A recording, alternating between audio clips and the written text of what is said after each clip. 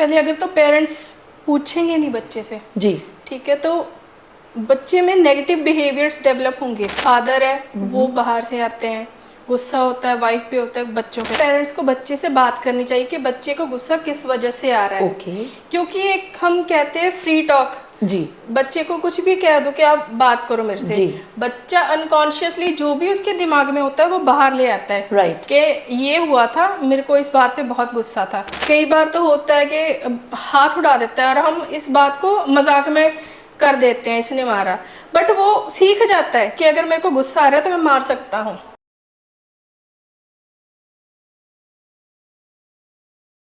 न राजा न रानी, न नई न पुरानी, तेरी मेरी कहानी ऑन पॉइंट भारत पे। नमस्कार, मैं हूं विक्रांत रेहानी और मेरे साथ हैं साइकोलॉजिस्ट मैडम हरमनदीप कौर जी। नमस्कार, बहुत बहुत स्वागत है हरमनदीप कौर जी। सबसे पहला सवाल तेजी से आपसे लेते हैं मैम कि आज के ज़माने में जो पेरेंट्स हैं, माता और पिता दोनों बाहर जा रहे हैं, काम कर रहे हैं, न्यूक्लियर फैमिली है, बच्चा स्कूल से आता है, घर में अकेला है, ना नाना ना दानी ना दादा ना दादी, तो बच्चा अंदर से ताला लगा के बैठ जाता है। तो एक घर में एक अकेला बच्चा, उसकी मानसिकता कैसी हो जाती है? सबसे पहले तो मैम अगर बच्चा लॉक लगा के बैठा है तो एक तो उसके अंदर डर रहता है हमेशा जी। कोई आ ना जाए, बहुत बड़ी बात। कोई मुझे कुछ करना दे। जी।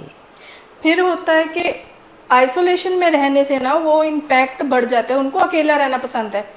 ठीक है, अगर वो अकेले रहेंगे तो डेफिनेटली वो डिप्रेशन की तरफ जा रहे हैं। क्यों? क्योंकि उनके जो अंदर की इमोशंस है जी। ठीक है वो एक्सप्रेस नहीं कर पा रहे। अगर उनके साथ स्कूल में कोई इंसिडेंट होता है जी।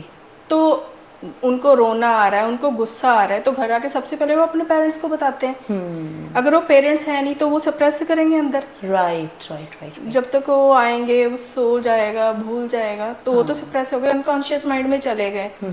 तो फिर वो एज अ एंगर बाहर निकलेंगे वो सोसाइटी की तरफ। ओके। उनको उसको लगेगा कि वो मेरे को मार रहा है तो मैं भी उसको मारूंगा, यही अपनी तरफ से मैकेनिज्म निकाल लेगा। हाँ। अपनी बुद्धि के हिसाब से। राइट। तो इसका मैम समाज पे असर पड़ता है। अगर बच्चा घर में अकेला है, जो भी उसके माइंड में चल रहा है वो समाज में एको होता है, तो समाज पे इस चीज का क्या असर है? मैम सबसे पहले अगर तो पेरेंट्स पूछेंगे नहीं बच्चे से जी। ठीक है, तो बच्चे में नेगेटिव बिहेवियर्स डेवलप होंगे। जी। अगर वो तो डिप्रेशन की तरफ जा रहा है तो बाहर जाके वो ड्रग एडिक्ट बन सकता है। ओके। चांसेस होते हैं जी। क्योंकि अगर घर पे कोई बात करने के लिए बच्चा बाहर जाके बात करेगा तो बाहर जैसे भी लोग होंगे वो वही चीज सीखेगा। अगर कोई वो देख लेगा कि कोई स्मोकिंग कर रहा है तो बोलेगा कि हाँ मेरे को तो किसी ने रोकना नहीं, ना मेरे को कोई देख रहा है तो मैं भी ये करता हूँ। ओके। ठीक है। वो बाहर जाके किसी से मिसबिहेव करेगा। क्यों? क्योंकि उसको लगता है मेरे को कौन सा किसी ने कुछ कहना है। जी। कोई है ही नहीं मेरे को देखने वाला, तो मैं जो मर्जी करूँ वो सही है। राइट। साइकोलॉजिस्ट साहिबा, मेरा अगला सवाल घर से जुड़ा हुआ।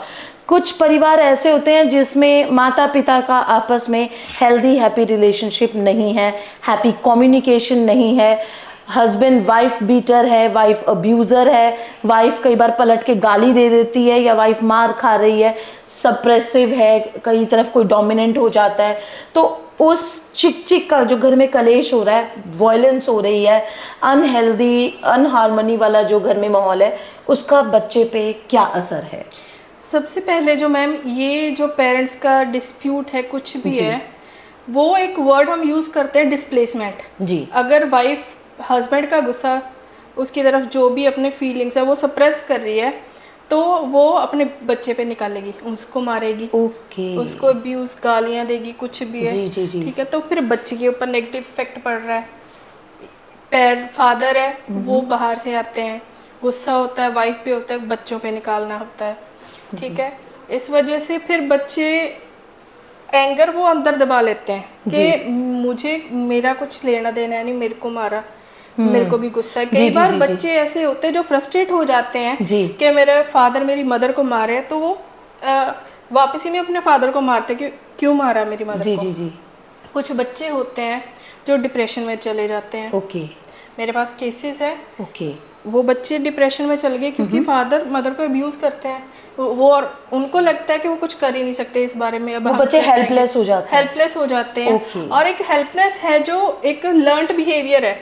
गर्ल्स इससे सीखती हैं कि अगर मेरे फादर मेरी मदर को मार रहे हैं तो इट्स ओके, आगे जाके अगर उनका हस्बैंड उनको मारेगा वो कहेंगे कोई बात नहीं, फिर क्या होगा, मेरी मेरे मम्मी भी father तो खाती थी मार। और बॉयज होते हैं उनका बिहेवियर वायलेंट हो जाता है, घर में भी और सोसाइटी में भी, ठीक है। वो देखते हैं कि मेरे फादर मेरी मदर को मार रहा है, वो जैसे जैसे उनके हार्मोनल चेंजेस होते हैं वो एग्रेशन बढ़ जाता है। अगर उनकी छोटी सिस्टर है उनकी तरफ उनका वायलेंट बिहेवियर हो जाता है, क्योंकि उनको लगता है कि मेल का हक होता है फीमेल को मारना। ओके, तो ये मानसिकता जो है, जो लड़के आगे बाहर जाके लोगों को पीट रहे हैं या घर में बहनों को पीट रहे हैं, ये मानसिकता आती है जब घर का पिता घर की माँ को मार रहा है, वहां से आते हैं। बहुत गहरी बात मैडम। मैम एक सवाल और कि ये जो वायलेंस और एग्रेशन है इसको टोन डाउन कैसे किया जा सकता है? शुरू में दिख जाता है मेरा बच्चा अग्रेसिव हो रहा है, टीचर स्कूल में देख लेते हैं बच्चा अग्रेसिव हो रहा है, तो एज अ साइकोलॉजिस्ट आप हमारे दर्शकों को कुछ बताएंगी कि उस बिहेवियर में चेंज लाने के लिए माँ बाप खुद क्या करें और बच्चे के लिए खुद क्या करें? वो इसमें सबसे पहले मैम पेरेंट्स को बच्चे से बात करनी चाहिए कि बच्चे को गुस्सा किस वजह से आ रहा है। ओके। क्योंकि एक हम कहते हैं फ्री टॉक, जी, बच्चे को कुछ भी कह दो कि आप बात करो मेरे से, जी। बच्चा अनकॉन्शियसली जो भी उसके दिमाग में होता है वो बाहर ले आता है। राइट। कि ये हुआ था, मेरे को इस बात पे बहुत गुस्सा था, तो वो उसने एक्सप्रेस कर दिया, अब वो चीज उसके दिमाग से निकल गई। राइट। फिर पेरेंट्स बच्चे को समझा सकते हैं, बच्चे इस बात पे गुस्सा आप ऐसे नहीं कर सकते, आप हेल्दी वे में एक्सप्रेस करो। राइट। ठीक है। तो स्कूल में भी टीचर्स, अब सारे स्कूल्स में काउंसलर होते हैं, जी जी। टीचर्स जब भी नोट करते हैं कि बच्चे में थोड़ा सा भी है कि एग्रेसिव बिहेवियर उसका दिख रहा है, काउंसलर को रिपोर्ट करो, उसके बिहेवियर, उसका जो भी ऑब्जर्व करते हैं, कुछ भी चेंजेस आ रहे हैं तो काउंसलर से रिपोर्ट करते हैं। यूजुअली बच्चा, छोटा बच्चा अपना एग्रेसिव बिहेवियर कैसे रिफ्लेक्ट करता है, बताएंगे थोड़ा? सबसे पहले तो जो छोटा बच्चा अगर हम देख लेते हैं वो पेरेंट्स से ऊंची आवाज में बात करता है। ओके, ऊंची आवाज में, दर्शकों इस बात पे जरा ध्यान दें, ऊंची आवाज में अगर बच्चा बात कर रहा है तो दैट मीन्स वो अग्रेशन की शुरुआत है, बच्चे के अंदर किसी बात को लेके फ्रस्ट्रेशन है। जी साइकोलॉजिस्ट साहिबा।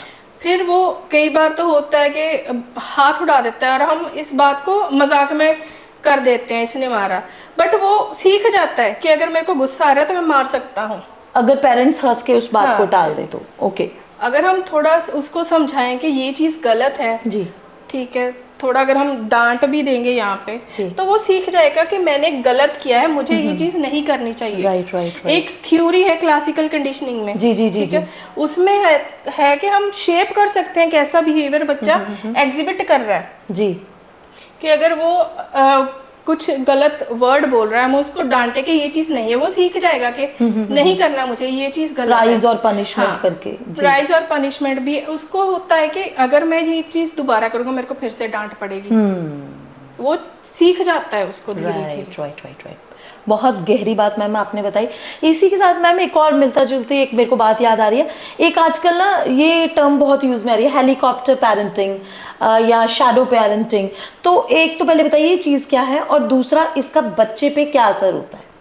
सबसे पहले जो हेलीकॉप्टर पेरेंट्स होते हैं उनका भी कुछ जो होता है, ये सप्रेस इमोशंस है, जो उन्होंने पास्ट ट्रॉमा फेस किया हो उसकी वजह से भी, या जो सोसाइटी में आजकल जो भी चीजें हो रही हैं उसकी वजह से भी उनका जो डर है वो एज अ हेलीकॉप्टर पेरेंटिंग बाहर निकल रहा है। वो देखते हैं कि बच्चा क्या कर रहा है, उसको हर चीज में टोकना, नहीं ऐसे नहीं करना, बाहर नहीं जाना, वो फिर बच्चा फ्रस्ट्रेट होने लग जाता है कि हर बात पे मेरे को टोकते हैं, वो ओवर थिंकर बन जाता है, सेल्फ कॉन्फिडेंस लो हो जाता है उनका कि मैं कुछ करूंगा गलतियां ही निकालनी है, इससे अच्छा तो मैं कुछ करूँ ही ना।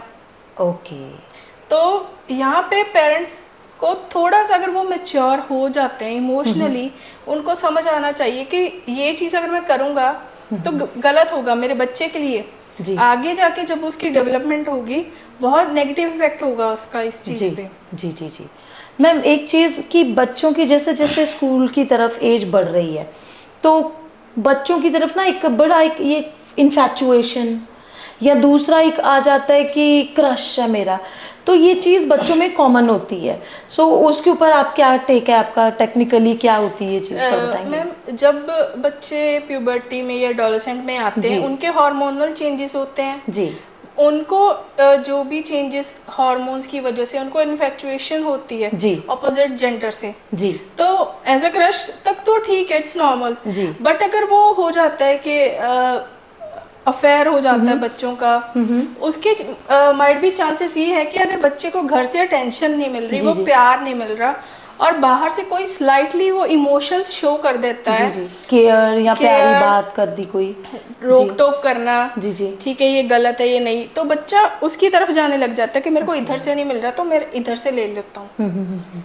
ठीक है, वो चीज़ हम बाहर कह देते हैं कि हाँ जी ये बच्चा गलत है, जी। बट एक्चुअल रीजन हमें नहीं पता होता। और इंडियन सोसाइटी में हम वो एक्सप्लोर भी नहीं करते कि क्यों कर रहा है बच्चा ऐसा। लोगों को जजमेंट करना बहुत इजी लगता है, जी जज कर लेते हैं कि हाँ जी ये बच्चा इससे बात करे तो वो गलत ही होगा, राइट बट वो कोशिश नहीं करते कि क्या रीजन हो सकता है। राइट और लोगों का माइंडसेट आजकल ऐसा हो गया कि हो रहा है हमें क्या लेना देना, हम देख लेते हैं बैठ के क्या हो रहा है। राइट। सो मीन्स कि अगर बच्चा किसी से बात कर रहा है, कहीं अट्रैक्ट हो रहा है, कहीं ना कहीं उसकी जड़ ये है कि वो घर में नेग्लेक्ट हो रहा है। राइट बहुत गहरी बात कही दर्शकों, बातों में बात निकलती है, गहरी बात सामने आती है, और मोटिव एक ही है, आपको होशियार करना, आपको खबरदार करना, आपको आप ही के सच से मिला देना। सो अगले सच की तरफ बढ़ते हैं, तेरी मेरी कहानी में अगली बात की तरफ बढ़ते हैं। मैम एडोलसेंट एज, इसमें बच्चों के शरीरों में चेंज आ रहा है, लड़कियों के अंदर बदलाव आता है, लड़कों के अंदर बदलाव आता है, कुछ चीज़ें प्लेजेंट लगती हैं, कुछ अनप्लेजेंट लगती हैं। तो एडोलसेंट एज में बच्चों के ऊपर बहुत स्ट्रेस होता है, एंग्जाइटी होती है, कई बार उनके हार्मोन रश के कारण वो गुस्से से भी रिएक्ट कर देते हैं।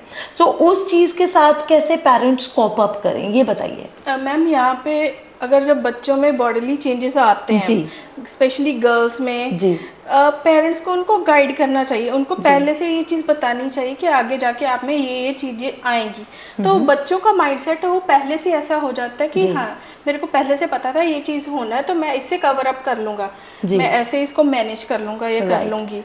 बट जब ये चीज़ उनको पहले से नहीं सिखाई जाती कि आप में ये चेंजेस आएंगे, तो बच्चे फ्रस्ट्रेट हो जाते हैं, उनको पता नहीं होता कि हमारे साथ हो क्या रहा है। यूजुअली मैम मैंने ये देखा है, पढ़ा है, सुना है अपने आसपास कि लड़कियों को जब पहला मेंस्ट्रुअल ब्लीडिंग होता है तो उनके लिए बहुत एम्बैरेसिंग होता है कि बच्चे कहते हैं कि हमें किसी ने कुछ बताया ही नहीं। मदर्स बात ही नहीं करती लड़कियों से, और कई मदर्स तो ऐसी हैं वो ये कर रही होती है कि मैं अपनी बच्ची से कैसे बात करूँ इस टॉपिक पे, वो भी बहुत छोटी है। तो फिर ये अचानक एक एक्सीडेंटल मेंस्ट्रुअल ब्लीडिंग होता है जिसमें बच्चा बहुत एम्बैरेस होता है और स्कार्ड हो जाता है। तो उसके लिए आप मदर्स को कुछ कहना चाहेंगी हमारे दर्शकों को? देखिए, हमें सबसे पहले हमें पता होता है, एज अ फीमेल हमें पता होता है कि पीरियड्स आने हैं and that is very normal.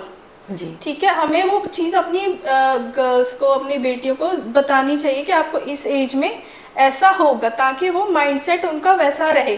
अगर अचानक से किसी को पता भी नहीं होगा, उनके साथ पीरियड्स आ जाएं, चाहे वो स्कूल में हो, बाहर हो, फ्रेंड्स के साथ हो, पीरियड्स आ गए, उनको पता नहीं ये मेरे साथ हुआ क्या है। मैंने ऐसे बहुत सारे केसेस देखे हैं मैम।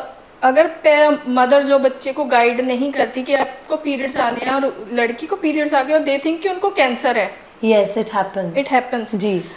अगर हमें ये चीज़ पहले से सिखा दे तो बच्चा, वो चीज़ है ही नहीं, वो डरेगा नहीं, मेंटल शॉक नहीं होता बच्चे का, शॉक नहीं होता, उसको ये गिल्टी फील नहीं होती कि उसको लगता है कि मैंने क्या कर दिया ऐसा जो मेरे को पीरियड्स आ गए। राइट उनको पता ही नहीं होता कि पीरियड्स आते क्यों हैं। राइट और ये चीज़ स्कूल्स में भी, और मदर्स को भी अपने बच्चों को, और ये नहीं कि लड़कियों को सिखानी चाहिए, लड़कों को भी इस चीज़ के बारे में पता होना चाहिए, ताकि वो दूसरों को पॉइंट आउट ना करें और हेल्प करें उनको। जी राइट मैम लड़कों की जो प्यूबर्टी है वो बहुत अंडररेटेड है, तो उनको कोई कुछ नहीं बताता, बड़ी कम नॉलेज होती है, उनको उनके दोस्त दे रहे होते हैं, तो कच्ची पक्की गलत मलत सी उनके पास नॉलेज चली जाती है, जिसके कारण कहीं ना कहीं वो खुद सफ़र करते हैं, डिलेमा में आ जाते हैं। हमारे टीनेजर्स, एडोलेसेंट अगर मैं बोलूँ, तो उन लड़कों के लिए उनके पेरेंट्स को आप कुछ बताएंगी?